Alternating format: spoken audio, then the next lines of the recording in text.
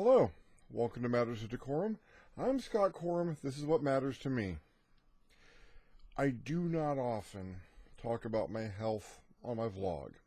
This is going to be an exception to that if you don't want to hear medical stuff or aren't really all that interested and would rather I get back to the RPG stuff, then you have my permission to skip this one. I'm going to be getting back to my regular routine probably next week with only a couple of updates on this situation. But folks have asked me to talk about this, so I'm going to devote one to me and the state of where things are at.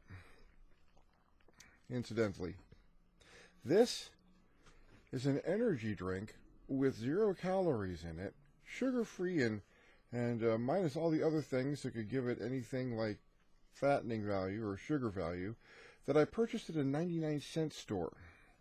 I have not tasted this variety of this energy drink before now, so you'll get to see my full first reaction to the drink.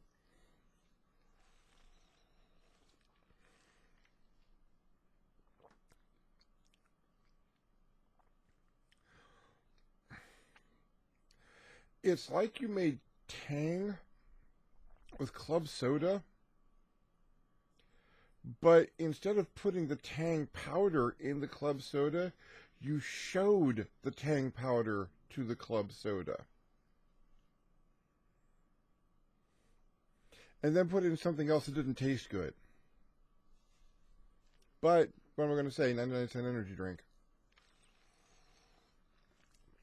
So there was some excitement this week. And I went to the hospital.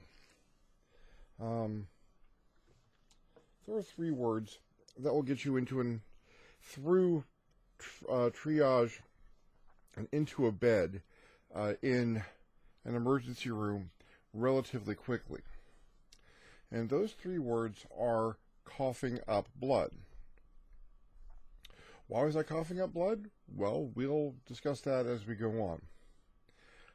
The other set of words is 4 words that help if that's your case, and those 4 words are 5 o'clock Tuesday morning.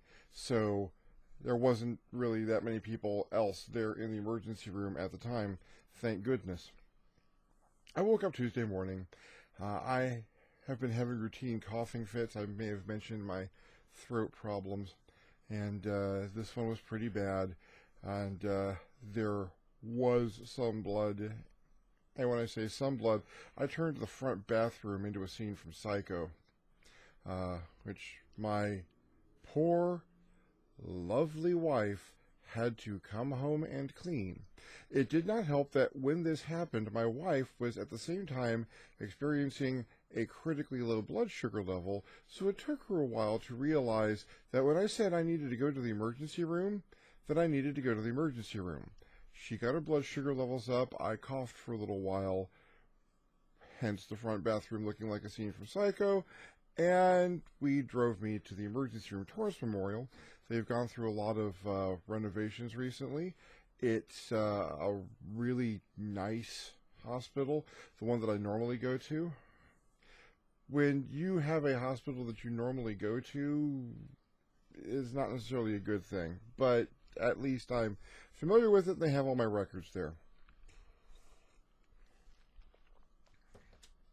Went through triage, coughed, there was blood. I informed them I had gone through 2 boxes of Kleenex and half a roll of paper towels on my way there.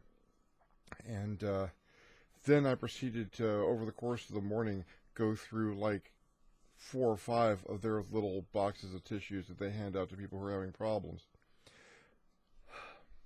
I was admitted, sat down, saw a doctor, CT scan of the chest and neck, and then they waited for test results to come in.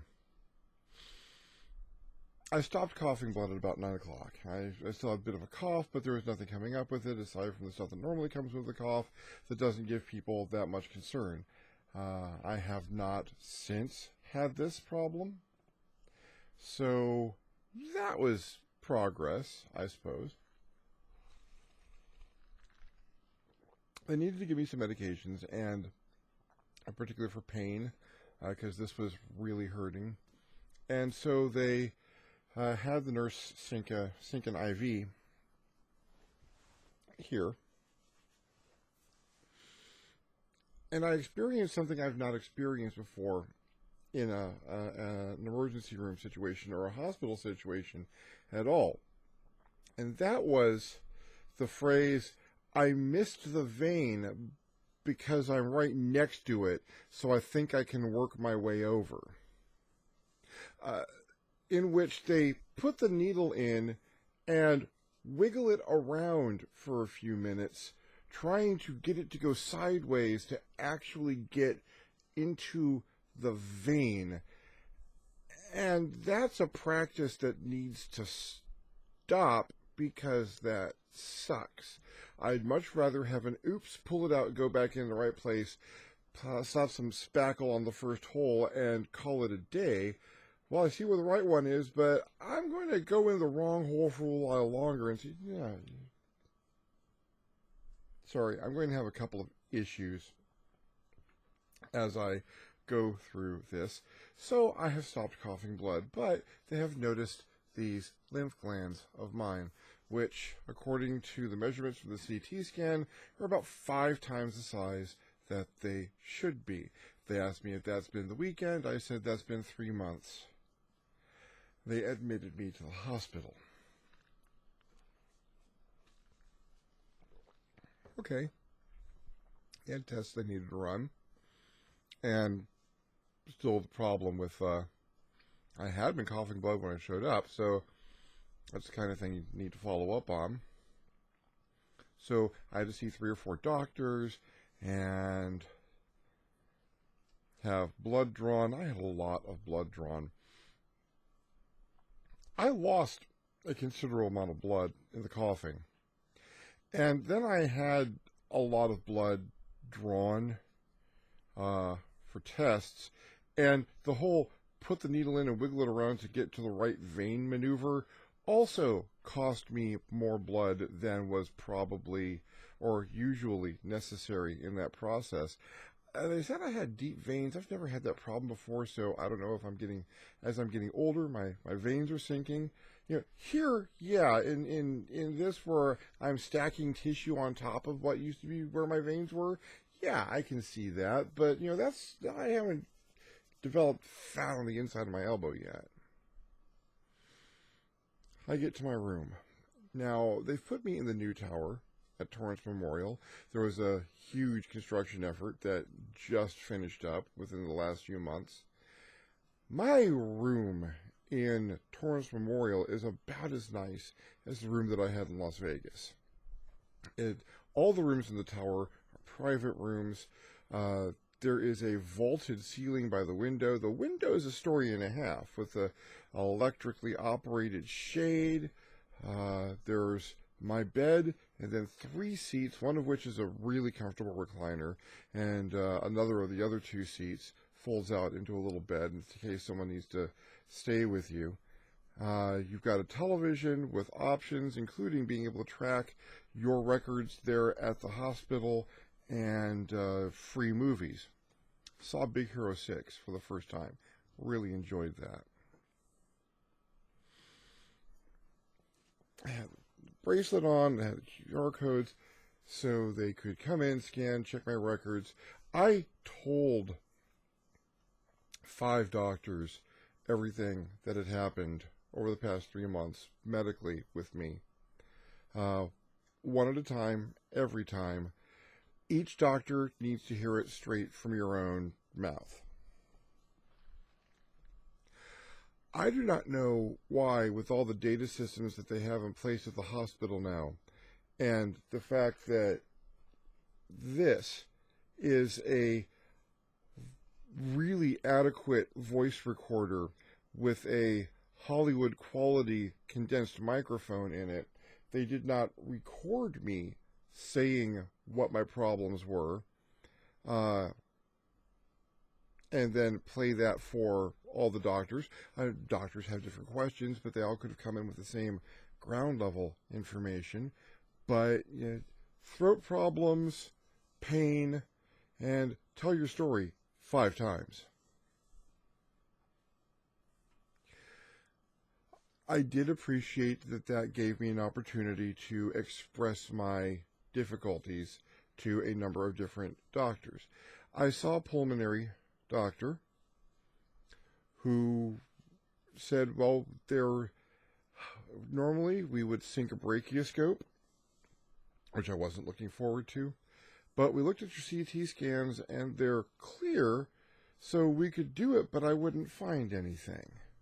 So let's not do that, but let me get you another doctor. Let's see an ear, nose, and throat doctor.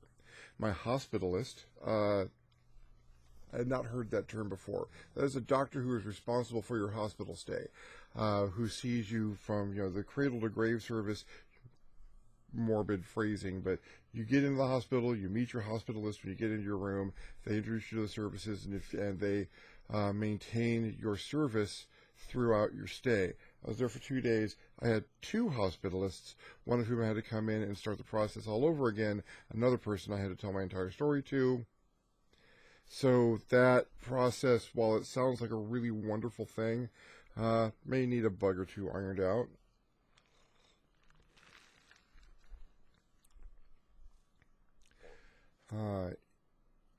Ear, nose, and throat doctor came in. I explained my story to him. He asked a couple of questions. I answered them. He said, I'd like to take a quick scope. Okay. He had this device, light camera on a really long, really flexible probe. It went up my nose and came down uncomfortably inside my throat. About the time it became extremely uncomfortable, he said, okay, fine, we're done, and whipped it out of my nose.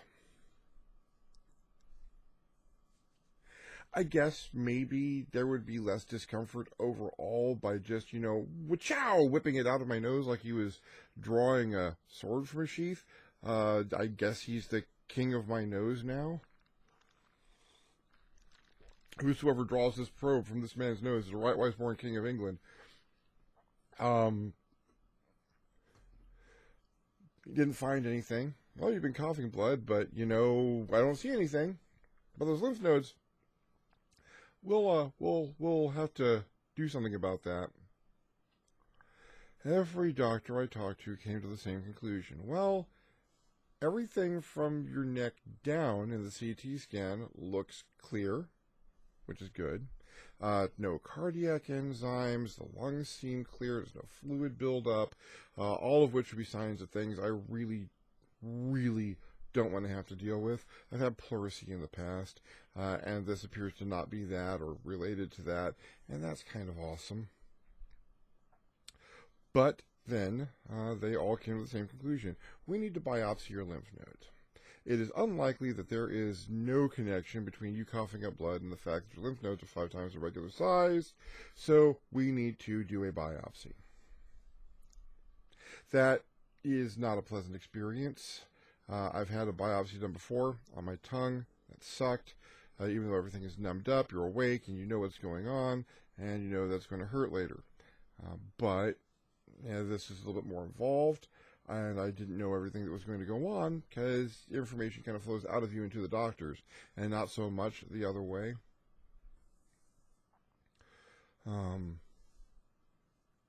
But yeah, that was going to be the course of action we were going to have to take. In the meantime, comfortable bed, comfortable for most people.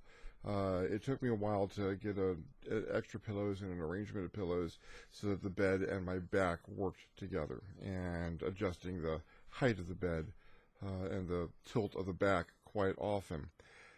The food at Torrance Memorial is incredible. I've heard really good things about their cantina, and I got 3 box lunches while I was there. They were all the same wheat turkey on wheat bread with applesauce and graham crackers and a bottle of water. Since I had the first one of those I had not eaten for over 12 hours because tests and whatnot. God, almost close to 20 hours I hadn't eaten. So they gave me one of those boxes, and I ate it, and a second box came to me accidentally, and I ate it.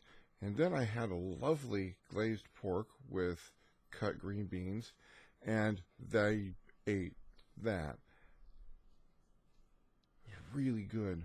Really, really excellent service. I had my wife and son visited. They had a chance to come over and confer for a few minutes. My personal assistant, who you've seen in the background and heard in some of these videos, came and made sure I was taken care of. She actually slept the night over in the chair that unfolded into the bed to make sure that there was someone in their right mind in the room to help me get through things, because I was not entirely in my right mind. Fear is a terrible thing, and I do have medical anxiety. It is important to note at this point that I do suffer from a good deal of medical anxiety. I do not relish the thought of going through some of these procedures. As knocked out as I might be, the standard line of, well, you're not going to be unconscious, but you won't remember anything, does imply that I'm still going to have to go through it at least once. Even if it doesn't remain in my consciousness, I'd rather not do that. But you got to find out what's wrong. Had the biopsy. Got wheeled down to the ultrasound lab, because it was ultrasound guided biopsy, thank goodness. The ultrasound tech took a few minutes to get a read on the area, which that alone hurt. When you've got a swollen lymph node or swollen anything really, applying direct pressure to it for a few minutes is a great way to make it really, really start throbbing. Doctor comes in, explains we're going to, I've got a needle that I sink in, and it cuts things, and we'll pull a sample out, and then we can analyze it. To which I say, that sounds like it hurts. And he looked at me dead in the eye and said, it's going to hurt like hell.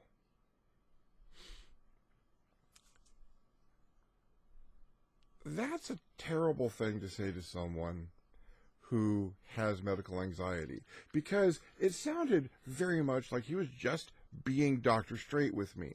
And I tried to cope, and I broke a little bit, because, well, there are some fears that we're ready to face, and some fears we're not. And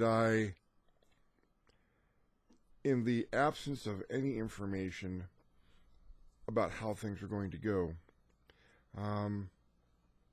really wasn't looking forward to that. Then he started to chuckle a little bit, and looked at me and realized, I could tell by the look on his face. It was the best look I've ever seen on the face of a doctor who was attending me. At this point, he realized he had fucked up, because he had just increased a patient's stress level for no reason, because he thought it would be funny. The nurse took a few minutes to apologize to me and explain that they were going to numb the area with lidocaine, and it would be fine. I would not feel the procedure.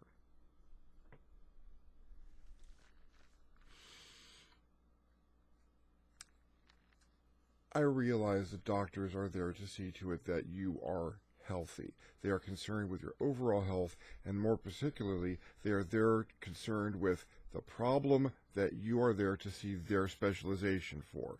I was there to get a biopsy done so that they could determine what's wrong with my lymph nodes. Really good thing to do. And that is his job, so my mental well-being, not as much his concern. But shit, that was kind of low. And while he did numb it, there was a needle in the lymph node.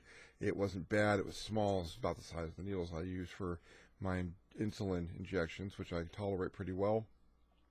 And everything went numb, and my lymph node has swollen to the point where it's pressed against my maxillary, right up against the back of the mandible. So I had perfect sound conduction from my lymph node to my eardrum.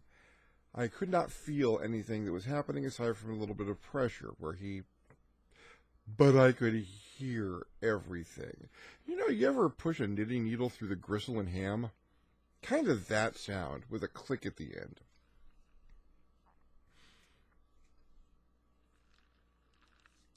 Six times. Because they had to make sure. Now, I've talked to other people who've had similar procedures done. My brother had a much worse procedure done for his thyroid gland, and they had to go back a couple of times on different occasions to get more samples. So I'm glad they got the number of samples that they needed. And he showed them to me, and yeah, they're little threads of me in fluid. At which point, I go up, they say, well, I see another pulmonary doctor who has to listen to my lungs and listens to my story again, and says, you want to go home because now we just got to wait on the results of that test, so why don't we send you home? Okay. If that was all they thought they could do, that is fine. So he went and started the process of discharging me. Excellent. I don't know how long it's going to take. The nurse comes in and says, you know, we've got your paperwork here, but they're about to serve lunch. Why don't you have lunch? And then, okay. Lunch was lasagna with Italian green beans. It was very nice. It was served to me. I took the lid off the little tray. It was beautiful. And a technician comes in with a big machine and says, okay, we need to do your test. I was not informed about this test. I informed as much, well, you know, if you're not feeling like it, I can come back later, but that'll put you back in the queue, and there's no telling how long it's going to take me to get back. Okay, I guess we better do the test. Someone had scheduled me for an echocardiogram, bedside.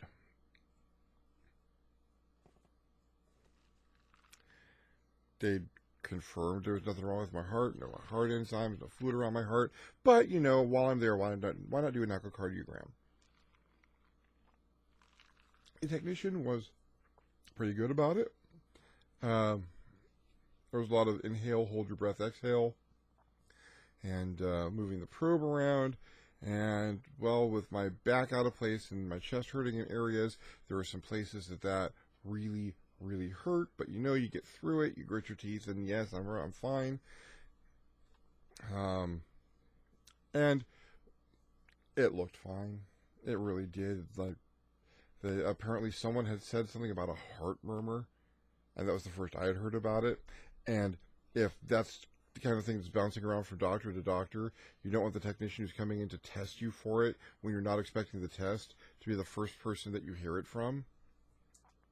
But, nah, it's probably just a strong heart, or my heart is beating faster because I'm in the hospital and under stress. Go figure. That technician injured his back finishing up the test. And I hope he's doing well, because that looked like it hurt, and I understand back problems really well. A little while later, I get dismissed. Now, you may have noticed an absence of something in this narrative, and that is, why the hell was I coughing blood? Or anything like a prognosis or a diagnosis. I see my primary care physician Wednesday. And hopefully, my primary care physician will have data from the tests run on orders from other doctors collected in one place, which is kind of what your primary care physician is supposed to do, I hope. So she can tell me what the possibilities are, what there's a diagnosis, because I'd like to know why I was coughing blood. I'd like to know what's wrong with my lymph nodes, which have been swollen for 3 months. I'd like some idea of what's going on with me. I think that's fair. I've had a number of doctors prescribe treatments, but no one has given me a diagnosis. You have a sinus infection. That's okay. That's not really a diagnosis. What is my sinus infected with? Is that a particular pathogen? Is that a something that's going around? the suspicion is that it's a viral infection, so a number of medicines won't do too much. It didn't stop me from being prescribed 2 runs of antibiotics, a round of steroids, and a round of inhaled steroids.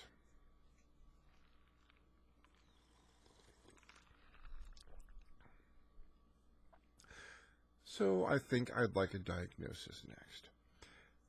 Now I'm getting phone calls from the doctors who saw me while I was there. First, a pulmonary doctor would like to have me in for a sleep lab because sleep apnea. That conversation was something like, "Wow, you're coughing up blood. I didn't see anything on the CT scan. Do you have any problems sleeping?" "No." You snore a lot?"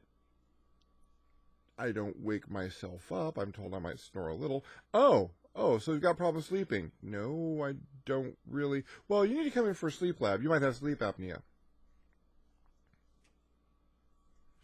And now they're trying to schedule that appointment. The ear, nose, and throat doctor who scheduled the biopsy is calling because now I need to set up an appointment. I'd like to go see my primary care physician to get this. "Oh, yeah, but you still need to come and see this doctor." I've had this done before when I had the back problems. That doctor had me come out for a fairly expensive appointment where I sat down and said, "Yep, you seem to be okay. Goodbye."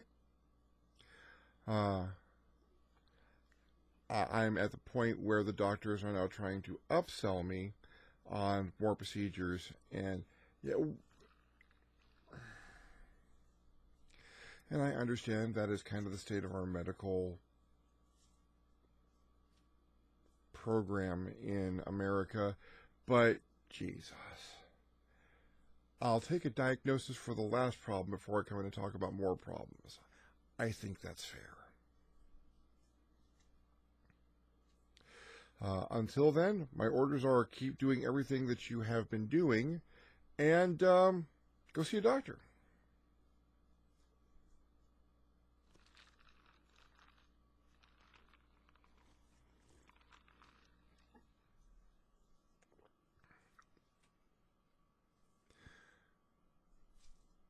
Like I said, I haven't coughed up any blood since Tuesday morning.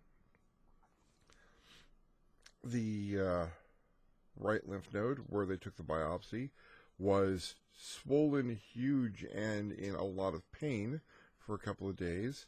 That seems to have calmed down. Both of my lymph nodes were initially swollen to about the same size, so that suggests that it's not anything malignant or related to that, because that wouldn't generally happen in stereo.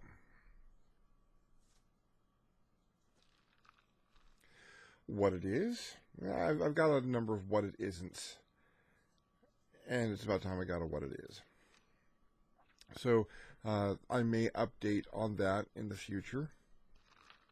This is really bad. This is, I'm getting a little bit of the energy buzz out of it, but seriously, it's like carbonated orange tap water, and not particularly good tap water at that. 99-cent store, what was I expecting?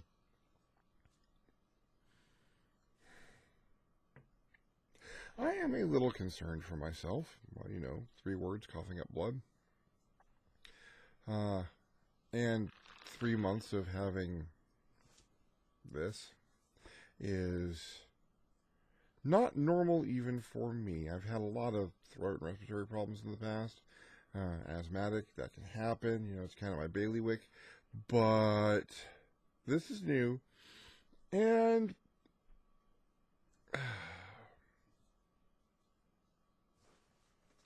happy holidays. I'm hoping that December, for Christmas, I get a friggin' answer. I think it'll be a good Christmas gift. Well, that was almost uncomfortably personal. Although I still and will always believe that self-revelation is good for the soul. Hopefully next time I'll get on to more giant robot-y role-playing game, rolling dice, and hero and villain kind of stuff. In the meantime, if you like the video, hit like. Likes are good. I like getting likes. If you would like to hear how things turn out or would like to follow along, subscribe. Subscribing is good. I like subscribing. More subscribers I have, the more readily my videos are accessible by more people. So, yeah, please subscribe. If you have an idea, everyone that I've talked to has given me an opinion on what this could be. So if you've got one, heck, let's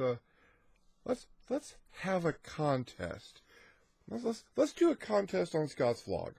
How about this? You put down your guess at the best diagnosis in the comment section below. We will cut this off at the end of this week on Sunday. So comments between now and Sunday with the diagnosis of what you think the diagnosis is. Everyone who is correct, I will give you a free copy of the digital edition of the Victory System. And people who are close, free calendar. There's going to be a calendar for DeCorum Unlimited at the end of the year. So, yeah, boom. Calendar's probably already going to be free, but, I'll send it to you.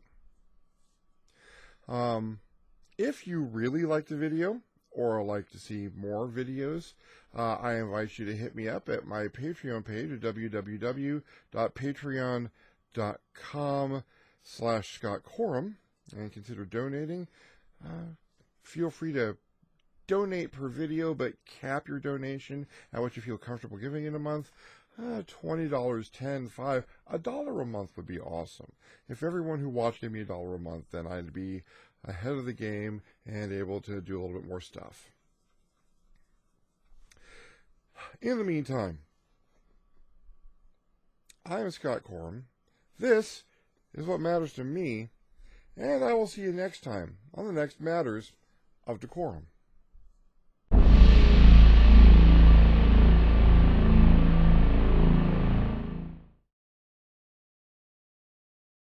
Coughing Up Blood would be a great name for a punk band.